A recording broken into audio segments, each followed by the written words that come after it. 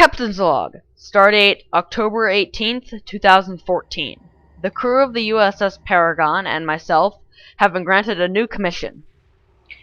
A Phantom Intelligence Escort with which to explore the Delta Quadrant. In this video, we will be reviewing that ship and telling you if it's worth your time.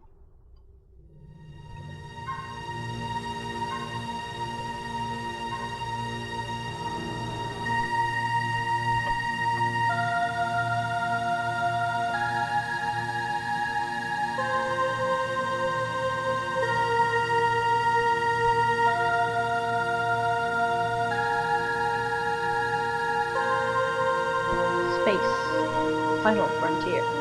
These are the voyages of the starship Paragon. For our ongoing mission to explore strange new worlds, to seek out new life and new civilizations, to boldly go where no one has gone before.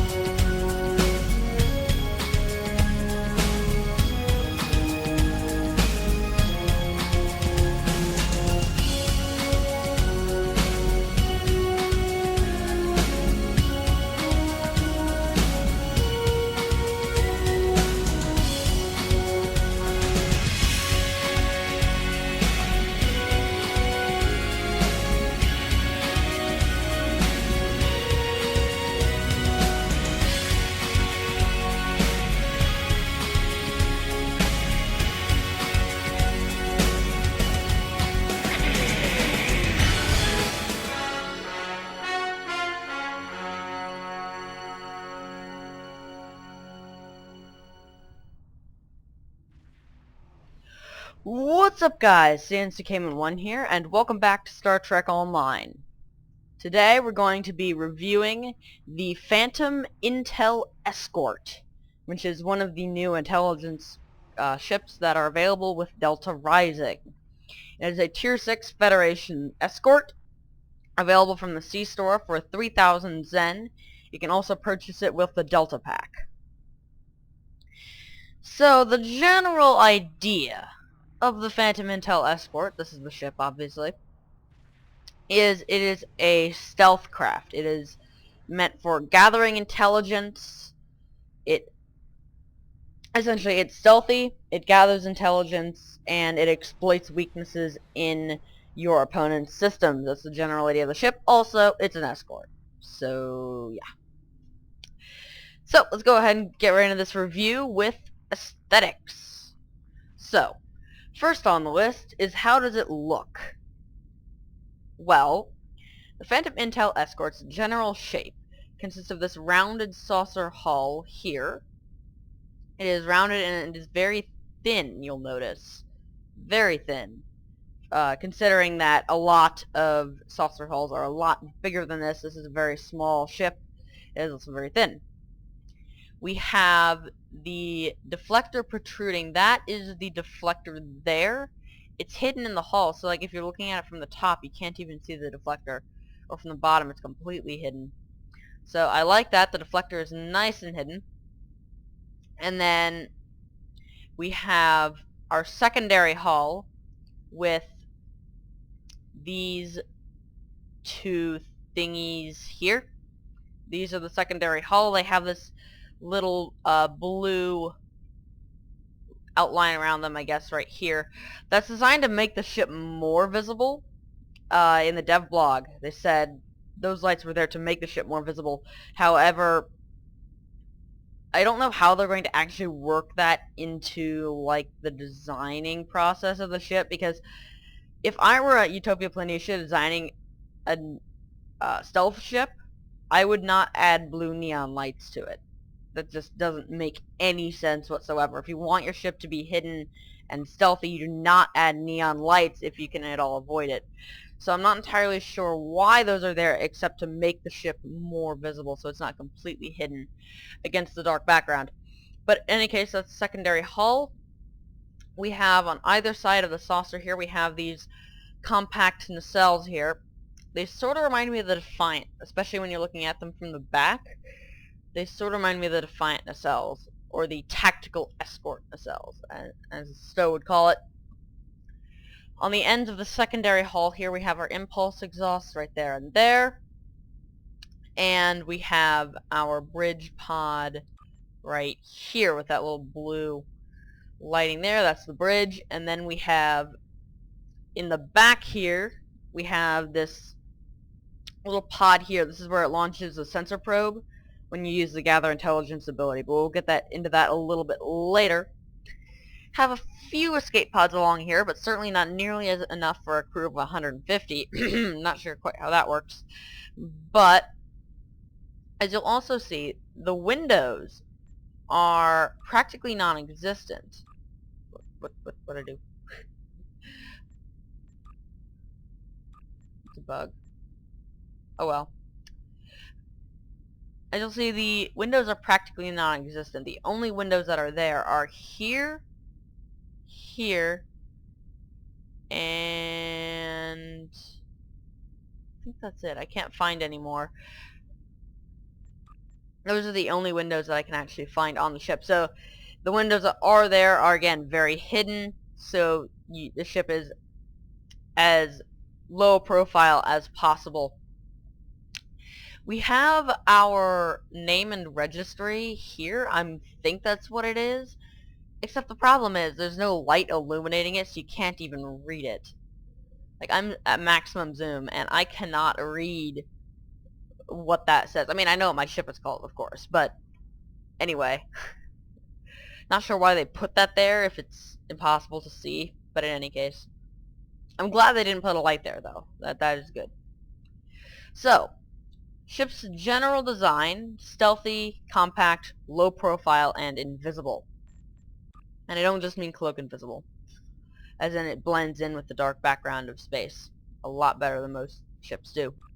So, there's no special interior for this ship, right? I'm just using the Utopia bridge because I think it fits that sort of arrow-shaped design there. So yeah, in terms of customization options here, we have the Phantom, which is the standard, and the Type 2. The Type 2 costs 3,000 Zen, but that's only because it has the Eclipse nacelles on it. So you can't use Type 2 unless you're going to use... Yeah, so anyway, moving on. We have, for material, in addition to the Types 1, 2, 3, 4, 5, and 6 Federation skin types, which all look very nice on this ship, no complaints there, we also have the Intelligence skin, which is what I was wearing before. Intelligence skin seems to make the most sense for the ship type. It's a dark blue-ish purple type color, as you can see. It does reflect light some, but a lot less than other designs. Like, if I put the shiny Mako on there, you'll see the reflecting is a lot more. So it does reflect light a little bit, but it helps the ship keep as low profile as possible, which again fits the design of this ship. However, the other materials do look quite nice if you don't like that sort of ship design. The Type 6 sort of gives you, like, the deflector sort of looks like a galaxy deflector there. Type 6 is probably my second choice, but I do like the Intelligence skin. It's similar to the Avenger material. Okay, other customization options. We have, we can have our hull. We have Phantom Type 1 or Phantom Type 2. Really the only difference is that Phantom Type 1 we have the blue sort of thing there, whereas on Phantom Beta we don't have that. So I prefer Phantom Beta because it covers it up with hull. Nacelles, you can either pick from Phantom or Phantom Beta. The only difference is the Buzzard Collector's color, either blue or red. You can also use the Eclipse or Scryer nacelles if you have those ships purchased. You'll notice that if I select Eclipse, I have to buy either the Eclipse Intel Cruiser or the Delta Pack, which I'm not going to do. But yeah, you can use the Eclipse or Scryer nacelles if you have those respective ships bought. Otherwise, you can just use Phantom or Phantom Beta type nacelles. The secondary hull we can either pick from Phantom, Phantom Beta, or Phantom Gamma. I prefer Phantom Gamma because it makes the impulse exhaust on the aft look the best, in my opinion. This is all personal preference. We have, for the hatch on the back here, for the sensor probe, we can have Phantom, Phantom Beta, Phantom Delta, Phantom Epsilon, or Phantom Gamma. There's different hatch designs there, as you can see. Plenty of customization for the ship. We also have the standard pattern choices here, but they don't seem to make much of a difference on this particular design. So that's customization. But what you really want to know is, how does this ship play? Well, now let's go ahead and go over the stats of the thing.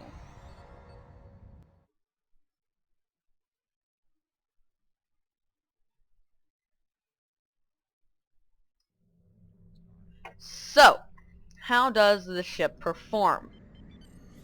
Well, let's just go over its basic stats first. Starting with its weapons layout, it has a 4/4 3-aft weapons layout, which is standard of most escorts, and it can, of course, equip dual heavy cannons. There's no point to an escort which can't equip dual heavy cannons, so it can, and it has 4/4 3-aft. 5 forward weapons would be nice, however, it might be a bit of overkill because we already have 5 tactical consoles and quite a bit of firepower in the ship already. So the weapons layout is just fine for this ship's role. We have an impulse modifier of 0.22 with an inertia rating of 75 and a turn rating of 17. So the ship is quite fast and maneuverable. Not quite as fast as it could be. There are certainly ships that are better in that respect, but it's certainly fast enough to get the job done using its dual heavy cannons and so on and so forth. It can easily outmaneuver other ships such as the Avenger or the Excelsior. We have an matter-antimatter warp core, of course, which is, it's a fed ship. Of course, we have a warp core. And then for our shields and survivability, we have shield modifier of 0.9. Again, it's to be expected on an escort that survivability is relatively low compared to, like, a cruiser. We have a hull strength of 31,350 at level 50 and at 38,000 at level 60. So, because this is a tier 6 ship, its hull strength will scale as you level. Now, I'm only level 52 at the moment, so I can't fully show you the survivability of the ship. However, when I do reach level 60 and I've played with this ship a lot more, I will do a follow-up video on this particular ship. So survivability is okay. It's a medium survivability range. Certainly gets the job done. Now, moving into console layout, we have 2 device slots, which is just enough to hold a subspace field modulator and some phaser turrets for me. We have 3 engineering consoles, which you can slot in some neutronium to increase its hull strength, or possibly some RCS accelerators if you really want to move faster. I've also put in the impulse capacitance cell, also known as Uber Impulse, from the Gladius class, but that does not come with the ship, so you have to have the Gladius to use that. For the science consoles, we only have 2, so we have a relatively low science capability. I have this ship's console, the Heavy Phaser Lance. This does come with the ship, and a fleet emitter array console. I will be replacing the emitter array with the binaural gel pack when I get it from Delta Rep. However, I've had some difficulty with completing advanced queues to get the ancient power cells. Okay, this ship's real strength is its 5 tactical consoles, giving you plenty of firepower. As you can see, my tactical console layout is not top of the line. While I do have a pretty good vulnerability exploiter, I only have some medium range phaser relays. Certainly not the best they could be, and I get quite a bit of firepower out of this ship. The 5 tactical console gives it a major advantage in terms of firepower. So that's its console layout. Now, let's get into bridge officers. Now, this is another one of the ship's sort of unique points. Well, not unique. Unique to the Intel ships, rather. So, we have an Ensign Universal Station, which I have slotted in Torpedo Spread 1. We have a Lieutenant Commander Tactical, which I have Tactical Team 1, Cannon Scatter Volley 1, and Attack Pattern Omega. Lieutenant Commander Engineering, giving us moderate survivability with E-Power Shields, Reverse Shield Polarity, and Aux to Structural. Now these other two stations, the Commander Intelligence Tactical and the Lieutenant Intelligence Science, are some of the new intelligence hybrid stations.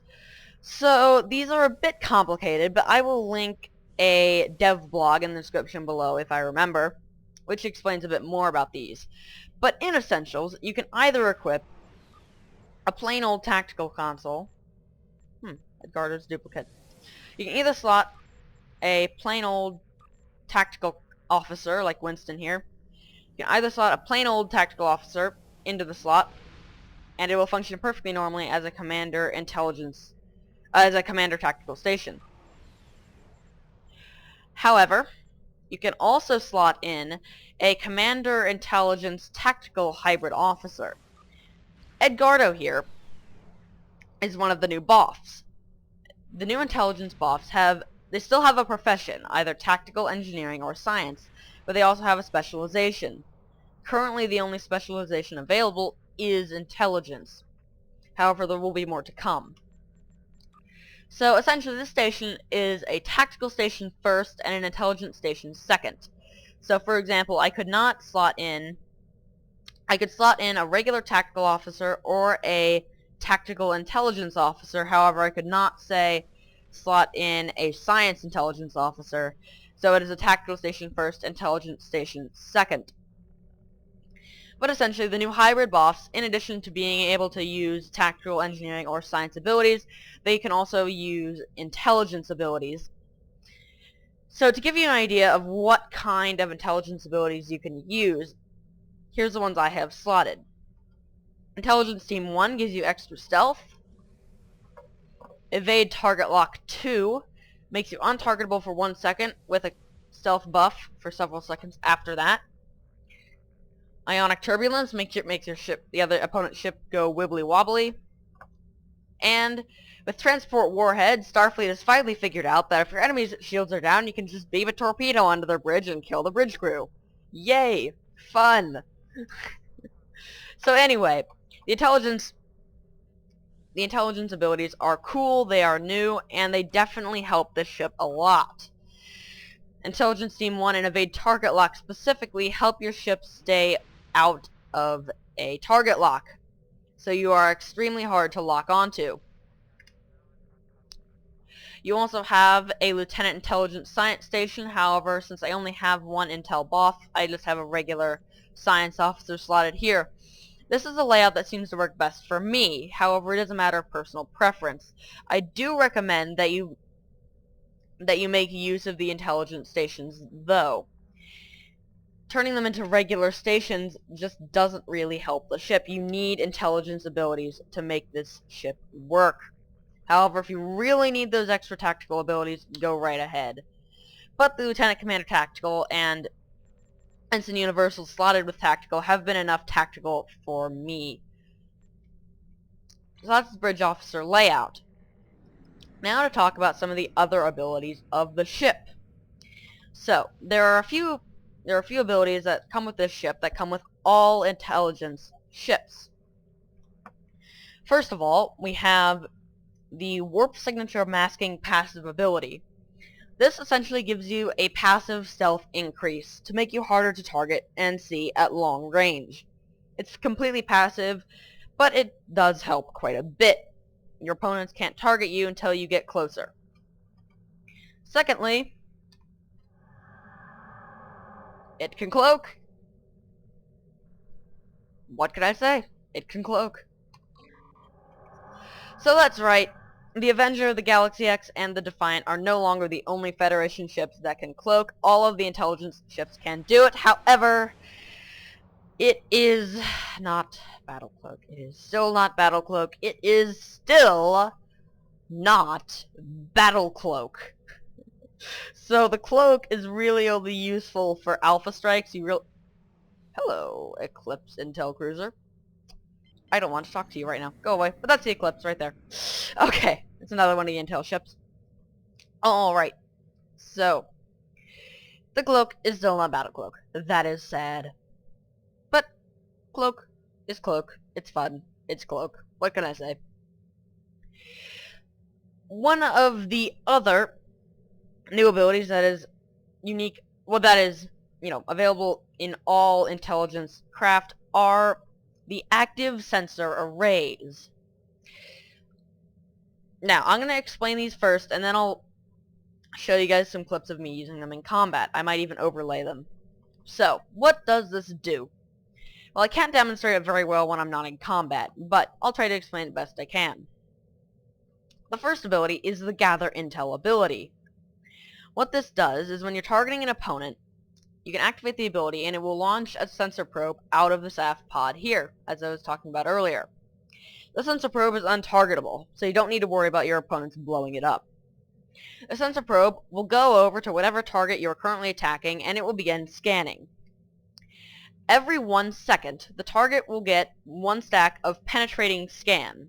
The penetrating scan does stack, and whenever it stacks up 15 penetrating scans, so when you've been scanning it for 15 seconds, in other words, it will become vulnerable, which allows you to use some of the other abilities.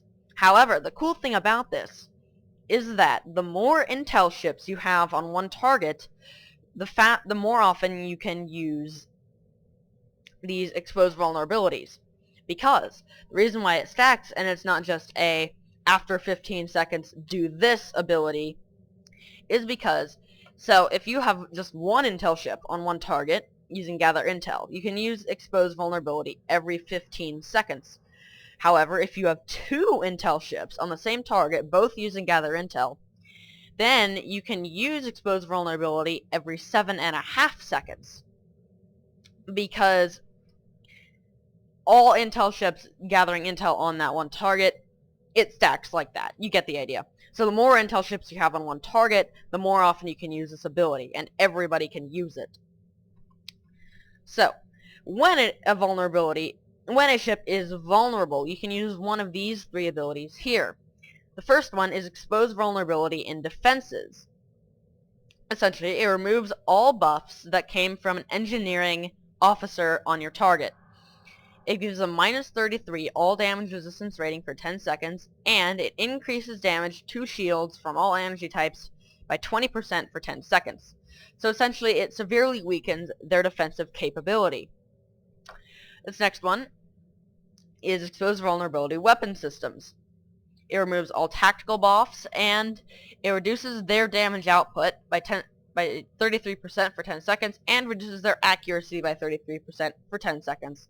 So if you're being fired upon, and you just don't want to be, you can use this, and they will have a much harder time doing damage to you. The last one is Expose Vulnerability in Critical Systems, which will essentially hold them in place for 5 seconds, and disable science abilities, like such. So, these abilities also activate for everyone. This isn't an ability that, say, gives you an advantage on bypassing their shields. This ability activates onto the target. So when I expose vulnerability in defenses, say, then anybody can exploit that vulnerability, not just me. So these abilities are really meant for teamwork. The more intel ships you have, the more often you can use these abilities, and when you do use them, everybody gets an advantage. So this means that the intel ships work best when they're fighting in groups. That's right, on a single target. These abilities are quite useful.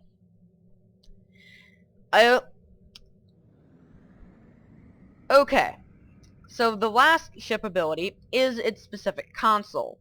The Heavy Phaser Lance. That's right, this thing has a lance. I find it somewhat hilarious that a ship this tiny has a lance. And it's better than the lance on the Galaxy X. The monstrous Galaxy X's lance is worse than this one. I find that funny. But in any case, the Heavy Phaser Lance is a weapon that fires in a 90-degree targeting arc. And when you fire it, it deals 17,436.4 phaser damage, considering that I have full-powered weapons, and moderate to decent tactical consoles. You could certainly get that number much higher if you cared enough. It also has a 100% chance to disable one subsystem for 5 seconds, so you don't just have the regular phaser 2.5% proc to disable subsystem. You have a 100% chance of disabling a subsystem when you use this weapon. You also have an accuracy penalty inflicted from a critical hit with crippling fire. Oh yeah, that's not. Never mind. Never mind. Forgot I said that. Okay, so the last cool thing about this phaser lance is that it inflicts vulnerable on your target for 10 seconds. Now what does that mean? That means that when you fire this lance, not only does it deal a lot of damage, but it also immediately renders them vulnerable to one of these 3 abilities. So that opens it up for 2 different tactics. Say you're coming in cloaked. You go onto the target, you have 2 options. You can either come in, decloak, fire the lance, then immediately expose vulnerability and defenses and follow that up with cannon volleys, which will deal quite a bit of damage.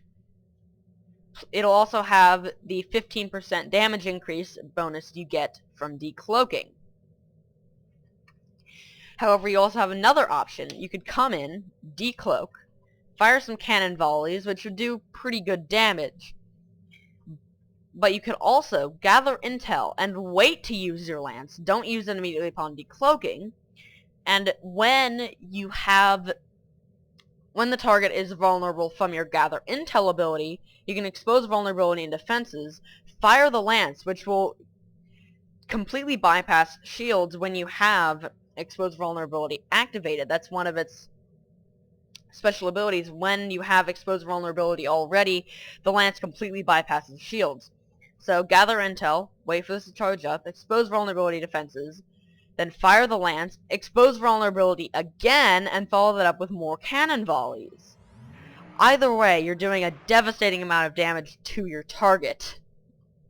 So, what is my overall opinion of this ship? Is it worth your while? Well, as a general rule, these ships work best when fighting teammates.